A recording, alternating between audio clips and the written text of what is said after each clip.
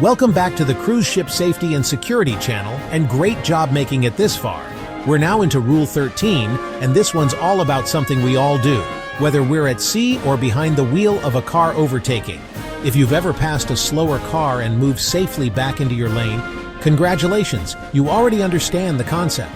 Overtaking at sea works the same way, with a few key rules you absolutely need to follow. Notwithstanding anything contained in Part B, Sections 1 and 2, any vessel overtaking any other shall keep out of the way of the vessel being overtaken. This rule is crystal clear. If you're overtaking, you're the giveaway vessel, always. No matter what the other rules say, overtaking takes priority. You must stay well clear of the vessel you're passing. Why? Because trying to overtake too closely can easily lead to a collision or create a hazardous close-quarters situation.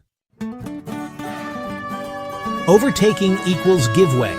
Stay clear until you're fully ahead and past. Write this down. Overtaking equals giveaway. Stay clear until you're fully ahead and past. Rule 13, Part B. What counts as overtaking? A vessel shall be deemed to be overtaking when coming up with another vessel from a direction more than 22.5 degrees abaft her beam, such that only the stern light is visible at night. This is all about angles and visibility.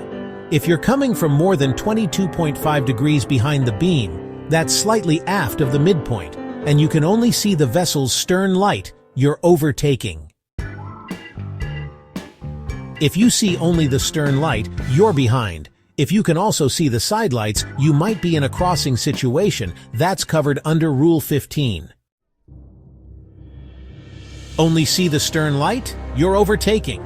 You give way. Remember, only see the stern light? You're overtaking. You give way. Rule 13, Part C. If you're unsure, you're overtaking. When a vessel is in any doubt as to whether she is overtaking another, she shall assume this is the case and act accordingly. This rule keeps things safe and simple.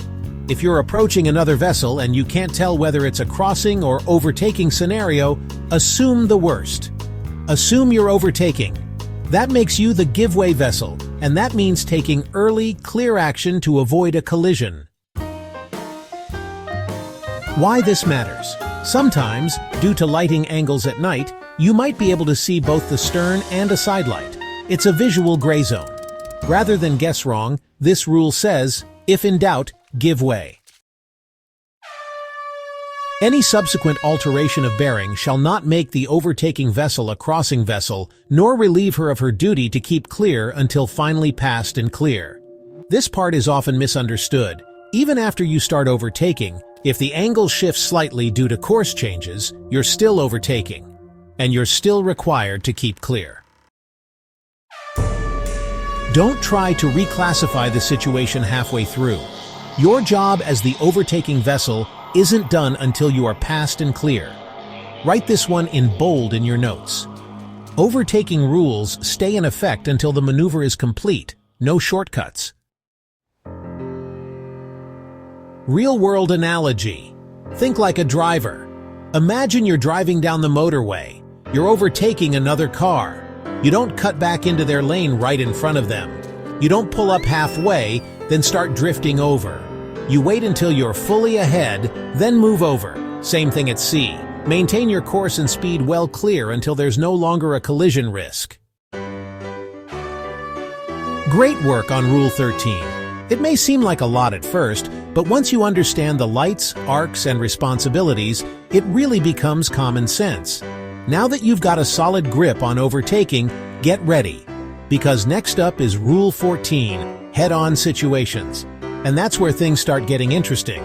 So study your notes, memorize your overtaking angles, and I'll see you in the next video.